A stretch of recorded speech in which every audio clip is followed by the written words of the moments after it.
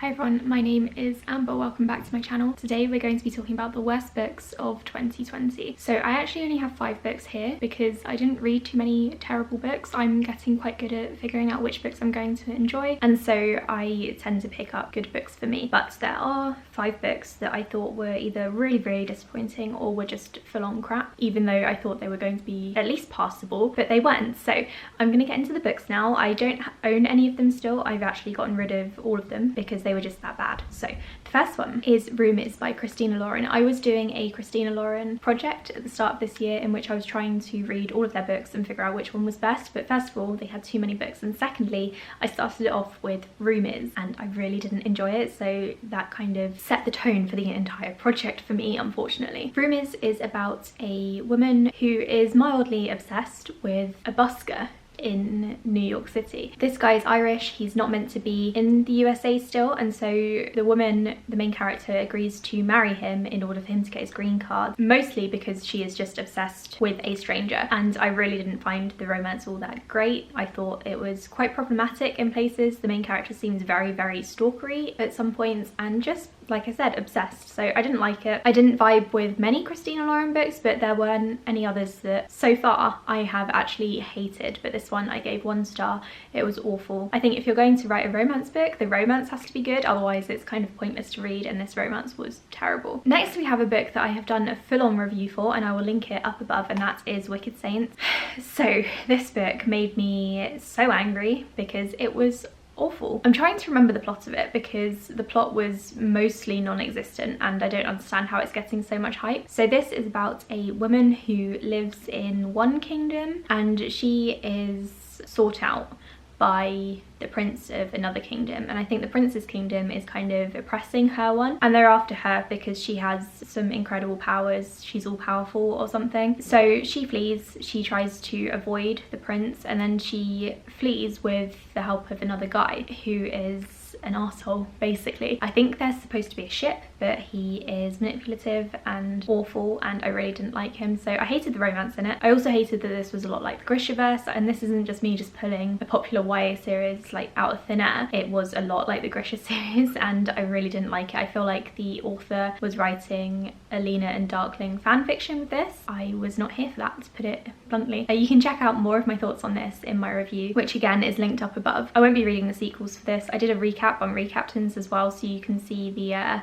tragedy of the plot. I think it had a lot of potential, but unfortunately the author clung too tightly to the Grishaverse and to whatever fanfic she was writing there. It was truly an awful book and I hated it. Next we have A Ballad of Songbirds and Snakes, which again I have done a full review for. I will leave it up above. I think it was a reading vlog review, I can't really remember, but I was super excited for this one when it was first announced, but then I found out that it was told from the point of view of President Snow, or who would become President Snow, and that's when I started to feel a bit iffy about it pre-release, but I gave it a go anyway because I thought maybe Suzanne Collins could pull it off. Unfortunately I don't feel like she did. So I think that focusing on President Snow was a strange choice, especially when she had a really interesting character in this one. There was another character who turned into Snow's love interest who was called Lucy, I think, and I would have loved a book about Lucy. I thought she was very interesting. It would have been really cool to read about her, maybe a little bit too much like Katniss, but I think it would have been better than focusing the book on President Snow. It was a very strange choice to focus on a person who was going to become a villain in such a way. I think she could have pulled it off if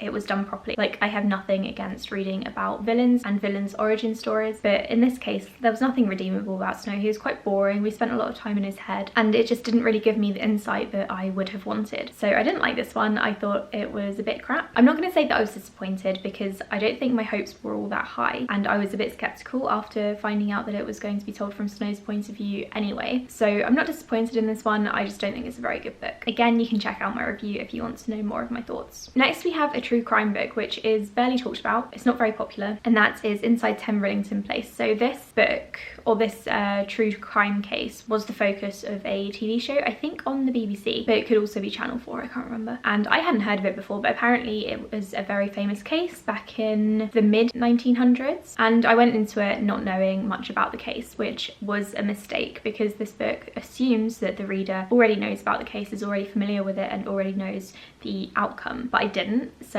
that was maybe a mistake on my part, but at the same time I don't think a book should make that assumption, especially if it's non-fiction. lesbian. I really didn't like this book because it's told from the point of view of one of the victim's siblings, and he was very biased, as well as assuming that I knew more than I did. He was incredibly biased, and the things that it covered, they were told and covered in such a biased way that I didn't really get the full story, and I had to do a lot of research myself afterwards. And it is a very interesting case, and I will be doing a video on it actually, as well as on this book later on in the year. Just because the case was interesting doesn't mean that this was a good book. I don't think it was very well written, it wasn't well told, it wasn't very well laid out, and I can't recommend this book for lovers of true crime, at least for people who aren't familiar with this case already and haven't already done a deep dive into the case. I think it would be better if you had done your own research first, or if I had done my own research first and then I had read this book, just for another point of view. And finally, we have a book that was one of my childhood favourites actually, and I'm doing a video on this which will be coming out in a few weeks. This one is Angus Thumbs and Full Frontal Snogging. This was turned into a film at some point, and I remember reading this series as a teenager and absolutely loving it. I thought it was hilarious, but now I honestly cannot stand it. I gave this one 1 star. I thought it was atrocious, to be honest. There was a lot of homophobia in there, and like I said in one of my wrap-ups when I was talking about this book, I can deal with a bit of homophobia as the book was written in the 90s. I'm still not okay with it, but in that context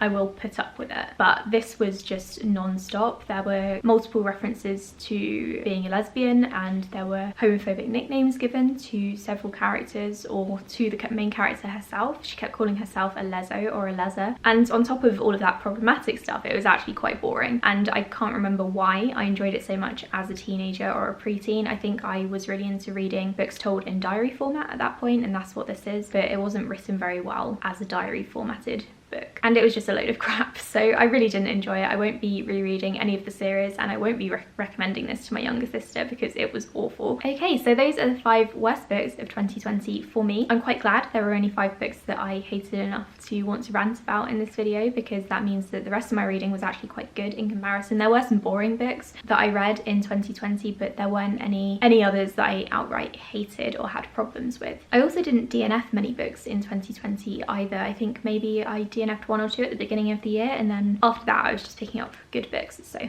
well done me. If you haven't already, please check out my best books of 2020 video. I'm a bit more cheerful in that because I'm talking about books that I loved. All the videos that I referenced in this video will be linked up above in the cards. Let me know what your least favourite books of 2020 were and how many you had. I would be very interested to know how many terrible books you read last year. Thank you so much for watching this video. I'll speak to you all in the next one. Bye.